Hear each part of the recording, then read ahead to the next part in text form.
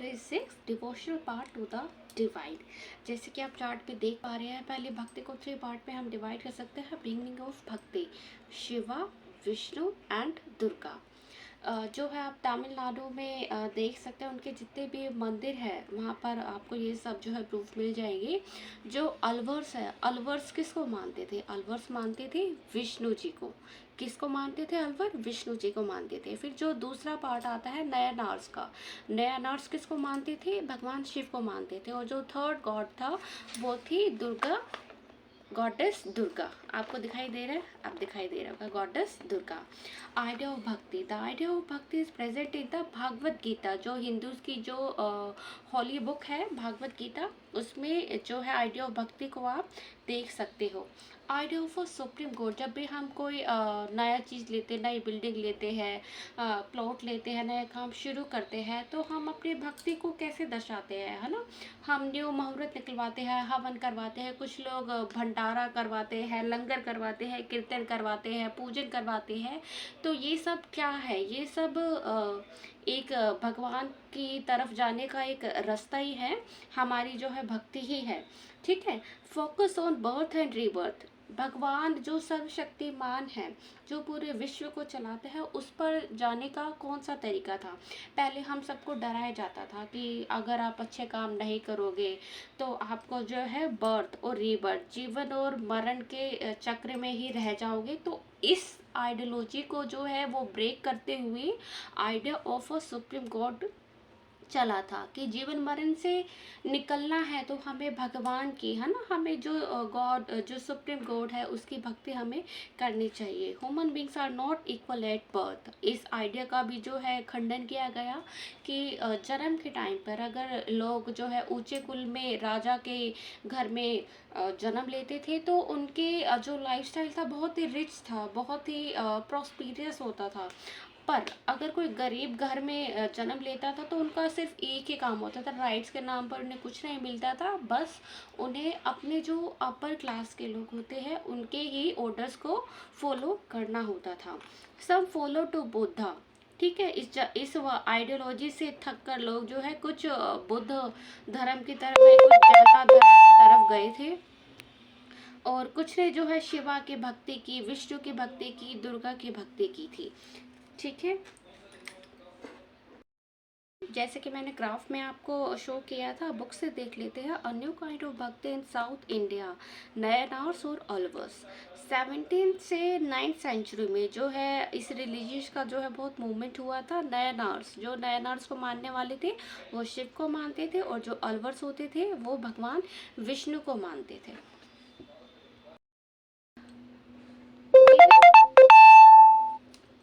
There were 63 Nayanars who belongs to a different caste background. Nayanars को जो है 63 types के जो है लोग फॉलो करते थे। उनमें से कौन होता था? जो अनटचेबल कास्ट के होते थे, वर्कर्स होते थे, पीजन, हंटर्स, सोल्जर्स, ब्राह्मण, चीफ्स जो होते थे, वो सब जो है नयनार्स को फॉलो करते थे। और 12 जो अलवर्स थे, who came from equally background, जो है इन्हीं के बैकग्राउंड से निकल कर आए थे। फिर आगे चल के हुए जो पुराने जो रीति रिवाज था उनका खंडन करते हुए जो भक्ति आई, उनमें से कुछ नाथ पंथी आए, सिद्धास आए, योगीज आए, इस्लाम आया, सूफिज्म आया, मीराबाई आई, अल्लाह को मानने वाले आए। तो बहुत सारे जो है भक्ति पीरियड इस काल में, इस पीरियड में अपने चरम पर था। तो सबसे पहले कौन आए थे? शंकराचार्य आए थे, है ना। वो बहुत बड़े इंडिया के फिलोसफर में से उन्हें माना जाता है। उनका जन्म हुआ था केरला में, 18th सेंचुरी में हुआ था। He considered the world around us to be an illusion और माया। उनकी जो एजुकेशन वो क्या कहती थी? ये सब जीवन मरण, जन्म लेना मरना, ये सब एक मोह माया है। इससे छुटकर हमें क्या करना चाहिए? हमें जो है पाथ ऑफ नॉलेज को, हमें अध्यात्म की तरफ जाना चाहिए, हमें भगवान की तरफ जाना चाहिए। तो वो इस एजुकेशन पे बहुत ज़्यादा उन्होंने जोर दिया। फिर नेक्स्ट कौन आए थे? हमारे रामानुज आए थे। रामानुज कहाँ से आए थे? वो तमिलनाडु से आए थे 11th सेंचुरी में। वो किससे ज़्यादा प्रभावित थे? वो अलवर से। अलवर्स, जो कि भगवान विष्णु को मानते थे, उनसे बहुत ज़्यादा प्रभावित थे। उन्होंने भी क्या किया था, वो भी यही मानते थे कि भक्ति के ज़रिए, है ना, हाँ, नॉर्थ इंडिया में भक्ति के ज़रिए हम भगवान तक पहुंच सकते हैं। भगवान को प्राप्त करने का एक यही रास्ता है, भक्ति। भक्ति मूवमेंट डेक्कन में कहाँ तक चला था, हम देख सकते हैं 13 से 17 सेंचुरी तक महाराष्ट्र में बहुत सारे इन्फ्लुएंसर हुए थे, कुछ सेंट्स थे, पोइट्स थे, जिन्होंने अपने ही तरीके से भक्ति को जो है बहुत ज़्यादा आगे तक लेके गए थे। सबसे ज़्यादा महाराष्ट्र में मराठी जो पीपल थे, उनमें कौन कौन से आए थे, ज्ञानेश्वर आए थे, नामदेव, एकनाथ, तुकाराम, सुखबाई, बहुत सारे ऐसे धर्मगुरु थे, जिन्होंने अपने आप से ही, अपनी शिक्षाओं से जो है लोगों को इन्फ्लुएंस किया भक्ति के रास्ते पे जाने के लिए। उनके बाद कौन कौन से लोग आए, कुछ नॉर्थ पंथीज आए, सिद्धार्थ आए, योगी आए, जैसे नाम से पता चलता है सिद्धार्थ और योगी। सिद्धार्थ और योगी का क्या काम होता था, अब जैसे बहुत सारे सोप, डेली सोप्स आते हैं, जैसे रामायण है, महाभारत है, उसमें योगी का क्या काम होता था, वो सब कुछ छोड़कर, ये मोहमाया वाला जीवन छोड़कर, बर्थ और रीबर्थ का जीवन छोड़कर, वो अकेले जंगलों में तप करने के लिए चले जाते थे। वो किस पे फोकस करते थे, वे मेडिटेशन पे फोकस करते थे। वो प्रैक्टिस करते थे योगासन की, और अपने सांस को, ब्रीदिंग एक्सरसाइज पे जोर देते थे। बस उनका काम यही था कि आप मेडिटेशन के ज़रिए आप अपनी सोल को, आप अपनी बॉडी को बहुत ज़्यादा जो है हेल्दी रख सकते हो। तो नेक्स्ट आए हैं इस्लाम एंड सूफिज़म। सूफिज़म को जो है हम इस्लाम से भी कनेक्ट कर सकते हैं। सूफीज वर मुस्लिम माइस्टिक्स। एट्थ और 9th सेंचुरी में जो है होली लॉ थी उनकी, शरीयत, जो किससे बिलोंग करता है, इस्लाम से बिलोंग करता है, हाँ ना। इस टाइम पे जो है सूफी लोग आए थे, 11th सेंचुरी में आए थे। कहाँ से आए थे, सेंट्रल एशिया, पर्सिया से आए थे। उनका क्या क्या एजुकेशन थी, वो अल्लाह को मानने वाले होते थे, वो पीर को मानते थे, और उनकी एजुकेशन में जो वो कैसे कनेक्ट करते थे अपने आप को गॉड से, कैसे कनेक्ट करते थे, वो म्यूज़िक पावर उनके लिए बहुत ही ज़्यादा स्ट्रॉन्ग थी। वो म्यूज़िक से जो है उन्होंने कव्वाली की, गज़ल की, इसी के ज़रिए वो अपने आप को, अपनी भक्ति को जो है भगवान से कनेक्ट करते थे। इनमें कौन कौन से जो है आए थे लोग, जो पावरफुल पीपल थे, कौन थे, शेख कुतुबुद्दीन ऐबक था, ख्वाजा चिश्ती थे, शेख निज़ामुद्दीन औलिया था। दिल्ली में आप देख सकते हैं कि हज़रत निज़ामुद्दीन है, वो सब इन्हीं के नाम से है। आप जयपुर में जाएंगे तो जयपुर में भी एक जो है दरगाह है ना, वहाँ पर लोग जाते हैं, हम हिंदूज भी जाते हैं, मुस्लिम भी जाते हैं, सूफी को मानने वाले भी जाते हैं। शरीयत क्या थी, वो जैसे अपने इंडियंस में कॉन्स्टिट्यूशन को हम जो है फॉलो करते हैं, इस्लाम में जो मुस्लिम लोग जो है वो शरीयत के लॉ एंड ऑर्डर को फॉलो करते हैं, उसी के हिसाब से लोगों को सजा वजा दी जाती थी। ठीक है, तो ये सब आए थे 11th सेंचुरी में। इन सब का क्या मानना था, वो ये सब मानते थे कि भगवान एक है ना, भगवान अलग अलग नहीं है, ये सारे सृष्टि को ही एक ऐसी सुप्रीम पावर है जो पूरी सृष्टि को चला रही है। वो कौन है, वो भगवान है। और हम सब क्या है, we all are the children of God. अच्छा, उन्होंने ट्रेनिंग दी थी, ठीक है, जो धर्मगुरु होते थे उन्हें टीचर्स बोला जाता था। वो किस किस चीज़ की ट्रेनिंग देते थे सूफिज्म में, ठीक है। वो जिक्र का मतलब क्या होता है, चांटिंग ऑफ अ नेम, भगवान को जो है पाने के लिए उसका चांट करना। फिर नेक्स्ट आता है सामा मतलब सिंगिंग, भजन के द्वारा, कव्वाली के द्वारा, गज़ल के द्वारा वो अपने आप को भगवान से कनेक्ट करते थे।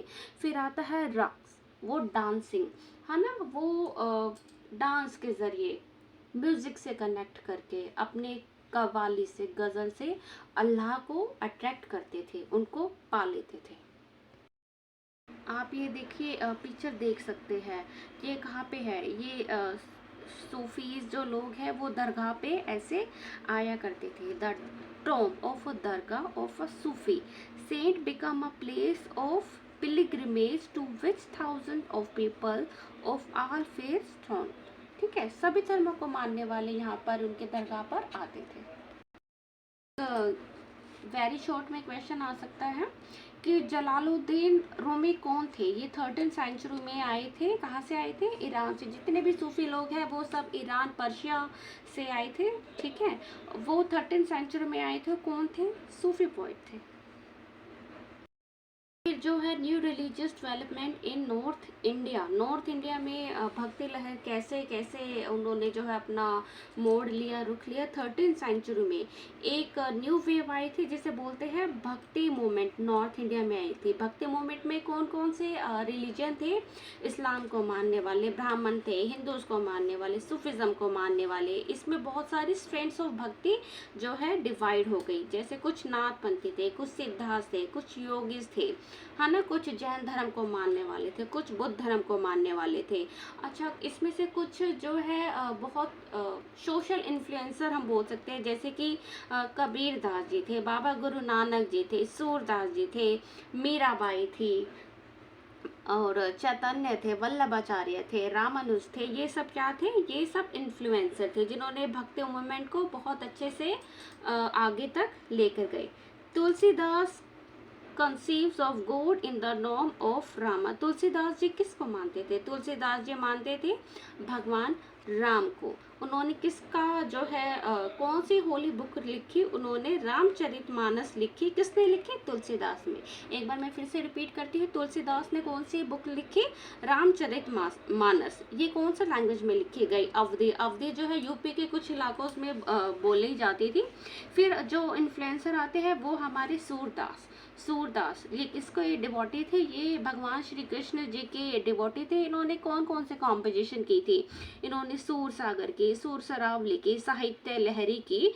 ठीक है, बहुत सारे जो है इन्होंने किए थे। फिर आते हैं शंकर देवा। शंकर देवा कहाँ के थे? ये 15th सेंचुरी से आए थे और ये आसाम के रहने वाले थे। ये किसके डिवोटी थे? ये भगवान विष्णु के डिवोटी थे। इन्हीं की तरह जो है दादू दयाल आए, रविदास आए, मीराबाई आई। अच्छा, मीराबाई जो है अपने टाइम में बहुत ज़्यादा पॉपुलर थी। इनके बारे में भी क्वेश्चन आ सकता है।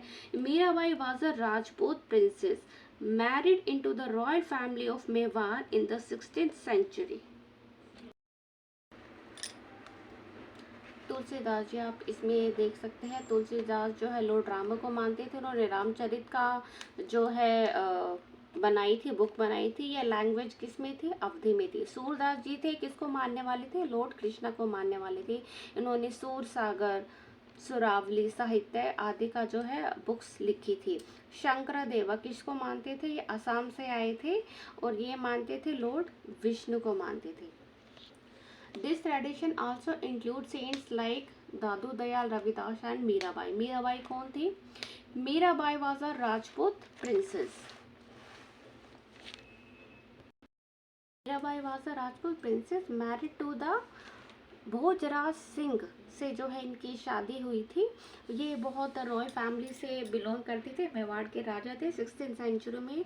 इन्होंने, मीराबाई ने किसकी भक्ति की? मीराबाई ने जो है कृष्ण जी की भक्ति की और अपनी भक्ति से जो है बहुत सारे लोगों को प्रभावित किया। उनके वो किस तरह की भक्ति करती थी? वो भगवान श्री कृष्ण को एक तरह से अपना बहुत कुछ मानती थी, है ना, अपने पति से भी बढ़कर मानती थी। वो भजन में सारे दिन लीन ही रहती थी। उन्होंने भोग विलासिता का जीवन त्याग कर एक साध्वी की तरह रहती थी और उसने अपने आप को समर्पित कर दिया था किसके प्रति? भगवान कृष्ण के प्रति। फिर उसके बाद जो आते हैं इन्फ्लुएंसर वो है बाबा गुरु नानक देव जी। इनका भी जो है इस सेंचुरी में बहुत ही बड़ा योगदान था। गुरुदेव नानक जी का जन्म जो है तलवंडी में हुआ था। नानकाना साहिब भी इसे बोलते हैं, जो कि पाकिस्तान में था, 15 अप्रैल 1469 में।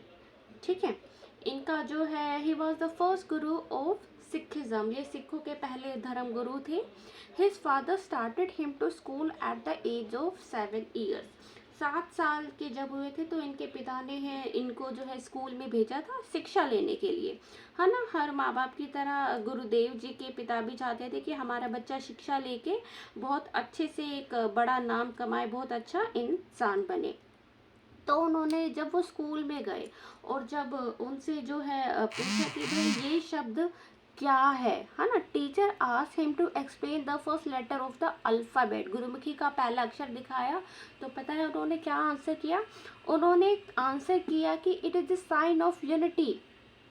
ये जो शब्द आप मुझे दिखा रहे हो ये एकता का प्रतीक है, इसका मतलब है हम सभी को मिलजुल कर रहना चाहिए। It is a sign of unity. He believe that God is everywhere. वो ये मानते थे, वो मूर्ति पूजा और दिखावे में बिल्कुल विश्वास नहीं करते थे। वो मानते थे कि गॉड इज़ एवरीवेयर, भगवान हर जगह है। उन्होंने उनकी इस विचारधारा ने काफ़ी लोगों का जीवन जो है चेंज कर दिया था। एक बार उनके फादर ने जो है पैसे दिए थे कि जा, मैं तुम्हें पैसे देता हूँ, तुम्हें अपने लिए जो कुछ खरीदना है खरीद लो। तो पता है नानक जी ने क्या किया, बाबा जी ने क्या किया? बाबा जी ने उन पैसों से अपने लिए कुछ नहीं खरीदा। उन पैसों से उन्होंने जो है लंगर ऑर्गेनाइज किया और बहुत सारे जो भूखे लोग थे उनको खाना प्रोवाइड किया। और ये जो उनकी नीति थी, ये जो प्रक्रिया थी लंगर की, वो आज भी देखी जा सकती है। गुरुद्वारे में लंगर हर दिन चलता है, कभी बंद नहीं होता। चाहे कोविड आया है, बाढ़ आई है, भूकंप आया है, सिख लोग सबसे आगे होते हैं ये सब करने के लिए। जब मैं छोटी थी मुझे याद आया, तो मेरे पापा ऐसे ही बताते रहते थे बीच बीच में, कहानी सुनाते रहते थे। तो उन्होंने गुरु नानक जी की भी कहानी सुनाई कि एक बार गुरु नानक जी अपने घर से बाहर टहलने के लिए निकले, तो उन्होंने रास्ते के बीच में, है ना, मंजी जो चारपाई होती थी उस पर लेट गई। तो तब एक वहाँ से ना मुसलमान गुजरा, मुस्लिम लोग गुजरे। तो उन्होंने कहा कि ओए ओ बाबा, तुम ऐसे क्यों लेटे हुए हो, है ना, तुम्हारे पैर जो है हमारे मक्का मदीना की तरफ है, ये हमारा जो है धार्मिक स्थान है, रिलीजियस प्लेस है, तो आप यहाँ से ना पैर हटा के कहीं और दिशा में कर लो। तो बाबा जी ने कहा देख भाई, मैं तो कर रहा हूँ आराम, तुम ऐसा करो मेरी टांगे उठा के कहीं दूसरी तरफ कर दो। तो जैसे ही उन्होंने भगवान बाबा जी के पैर उठा के दूसरी तरफ किए, तो मक्का मदीना का जो साइड था वो बिल्कुल सेंटर में है ना, तो वो उसी तरफ ही हो गए। तो वो ना बहुत सरप्राइज हो गए कि यार मक्का मदीना तो हमारा इस तरफ था, इसके पैर हमने उस तरफ घुमाए तो मक्का मदीना भी उस तरफ घुमाए। तो ऐसे करके उन्होंने चारों तरफ बाबा जी के पैर घुमाए, तो चारों तरफ ही मक्का मदीना का जो सेंटर पॉइंट था वो उनकी तरफ ही घूम गया। तो उस दिन से वो भी ना नतमस्तक हो गए कि भाई इनमें कुछ ज़रूर अलौकिक शक्ति है। हम जैसे जैसे इनके पैर घुमा रहे हैं हमारा मक्का मदीना भी वहीं घूम रहा है। तो पापा ऐसे, मेरे पापा ना ऐसे छोटी छोटी बातें बताते रहते थे ताकि हमें लर्न करने में, हमारी हिस्ट्री को समझने में, हमारे जो धर्म है उसको समझने में हमें आसानी हो। बाबा जी के जो फॉलोअर्स हैं वो आज भी जो है लंगर चलाते हैं। लंगर्स का मतलब क्या होता है? एक बड़ी सी किचन जिसमें जो है बड़े भी लंगर खा सकते हैं और छोटे लोग भी खा सकते हैं। आप देख सकते हो किसी भी गुरुद्वारे में जब लंगर चल रहा होता है वहाँ पे बिलेनियर भी ज़मीन पे बैठ के खा रहा होता है, उसी प्लेट में वही खाना खा रहा होता है, और वहाँ पे छोटे लोग भी खा रहे होते हैं उसी प्लेट में, उसी जो है ज़मीन पे दरिया बिछा देते हैं, वहीं पर ही वो लंगर करते हैं। वो एक कॉमन किचन होती थी। अपनी डेथ से पहले 1539 में उन्होंने, उनके जो फॉलोअर्स थे, बाबा जी के जो फॉलोअर्स थे, उन्होंने उन्हीं में से किसी एक को जो है जिसका नाम लहना था उसे अपॉइंट किया ताकि वो अपनी शिक्षाएं जो है उनको देते हुए जाए। But later known as Guru Angad, लहना बाद में क्या बना? गुरु अंगद बने थे। In order to spread his teachings, Guru Nanak Dev Ji set out in 1507 along with his companions Bhai Mardana, Bhai Lahna, Bhai Bala and Bhai Ramdas. He completed 4 travel cycles. उसने जो है 4 जगह पे जो है ट्रैवल किया। कौन कौन से आते हैं वो? अफगानिस्तान, पर्शिया जो कि अब ईरान से जाना जाता है, अरेबिक नेशंस, और इंडिया में तो वो थे, तो इंडिया में तो वो ट्रैवल करेंगे ही। These 4 journeys of Guru Nanak are named as उदासी। ठीक है, क्वेश्चन आ जाते हैं कि उदासी में जो है कौन कौन से ऐसे 4 देश थे? आप बोल सकते हैं अरेबिक नेशन थे, इंडिया थे, ईरान थे, अफगानिस्तान थे। There is a gurdwara named Punjab Sahib. ठीक है, एक गुरुद्वारे का नाम है Punjab Sahib. It is believe that it has a stone that has a handprint of Guru Nanak Dev ji. जो पंजाब साहिब की जो गुरुद्वारा है उसकी एक दीवार है जहाँ पर एक जो है हमारे पाम साइन है उसमें मंडा हुआ है. तो ऐसा विश्वास किया जाता है, ऐसा बताया जाता है कि वो जो पंजा किसका है, वो हमारे बाबा जी गुरु नानक देव जी का है. His language had a mixture of, उनकी लैंग्वेज में कौन कौन सी जो है भाषाएं आती थी, मुल्तानी आती थी, पंजाबी आती थी, सिंध आती थी, खड़ी बोली आती थी और सेंट्रल अरेबिक वर्ड्स भी आते थे. ठीक है, वो गुरुवाणी जो भी होती थी. He was also the originator of the central religious scriptures of Sikhism named Guru Granth Sahib. There are 974 spiritual hymns described in Guru Granth Sahib by the fifth Guru Arjan Dev Ji that are based on the writing of Guru Nanak Dev Ji. 17th century the town of Ramdaspur जो कि अमृतसर में है called Golden Temple. अगर आपको मेरा पढ़ाया हुआ अच्छा लगे और समझ आए तो प्लीज़ इसे अपने फ्रेंड्स के साथ भी शेयर कीजिए ताकि उन्हें भी हिस्ट्री समझने में इजी हो. ठीक है, मैं आपको एक बार नोट्स दिखा देती हूँ ताकि आप इसे पॉज करके वीडियो स्क्रीनशॉट ले सकें.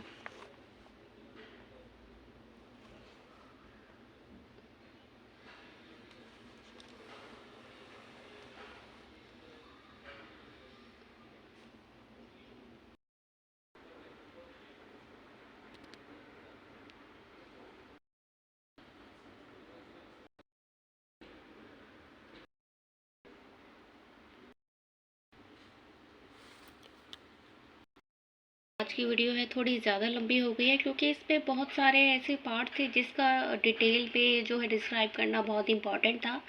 प्लीज़ प्लीज़ प्लीज़ आप मेरी वीडियो को शेयर कीजिए, लाइक कीजिए, कमेंट करके बताइए कि कौन कौन ये मेरी वीडियो देख रहा है, आप कहाँ से देख रहे हैं. मुझे बहुत अच्छा लगता है, मैं बहुत मोटिवेट होती हूँ वीडियो शूट करने में, नेक्स्ट वीडियो अपनी. तो प्लीज़ स्टूडेंट्स आप जो है बुक से भी रीड कीजिएगा. जैसे कि मैं अपनी हर वीडियो में बोलती हूँ, बुक्स में जो है डिटेलिड नॉलेज होती है, डिटेलिड सब कुछ लिखा होता है. तो प्लीज़ आप बुक से भी करिए और please subscribe my channel. Bye.